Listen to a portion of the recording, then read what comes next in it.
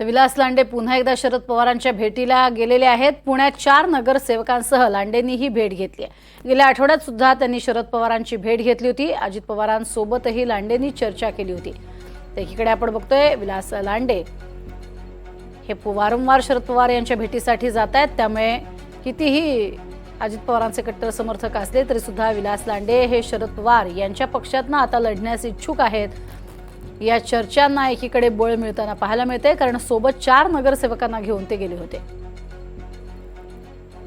दरम्यान विलास लांडेंनी घेतलेल्या भेटीबाबत खासदार सुप्रिया सुळेंनी काय माहिती दिली आहे पाहूया।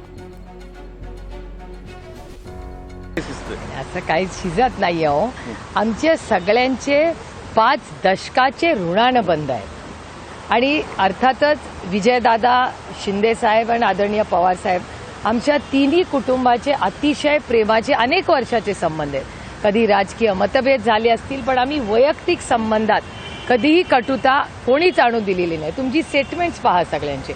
त्यामुळे एक खूप म्हणजे महाराष्ट्र आणि काँग्रेसची संस्कृतीत लहानाचे मोठे झालेले अतिशय सुसंस्कृत असं राजकारण करणारे हे सगळे नेते आहेत आणि काल ते सगळे एका व्यासपीठावर आले। रणजितदादांनी अनेक वर्ष आम्ही एकत्र रणजितदादांबरोबर काम केलेलं आहे। रणजितदादा महाराष्ट्रातले एक युवा नेते ज्यांच्याकडून सगळ्यांच्याच खूप अपेक्षा आहेत आणि काल ते व्यासपीठावर येऊन शिंदे साहेबांबद्दल जे बोलले आमच्या सगळ्यांसाठी ते खूप समाधानाची आणि आनंदाची गोष्ट आहे। आणि बबनदादा आज जे आदरणीय पवार साहेबांना भेटायला आलेले आहेत, बबनदादांचे आणि आमचे अतिशय कौटुंबिक संबंध अनेक दशकांचे आहेत आणि आदरणीय पवार साहेबांना भेटायला हे सगळे नेहमी येत असतात। आणि अर्थातच आदरणीय पवार साहेबांचं घर जे प्रेमाचं आहे, विश्वासाचं आहे, ते नातं फक्त तोडोफोडोचं नाहीये, काही गोष्टी दिलसे पण करायच्या असतात।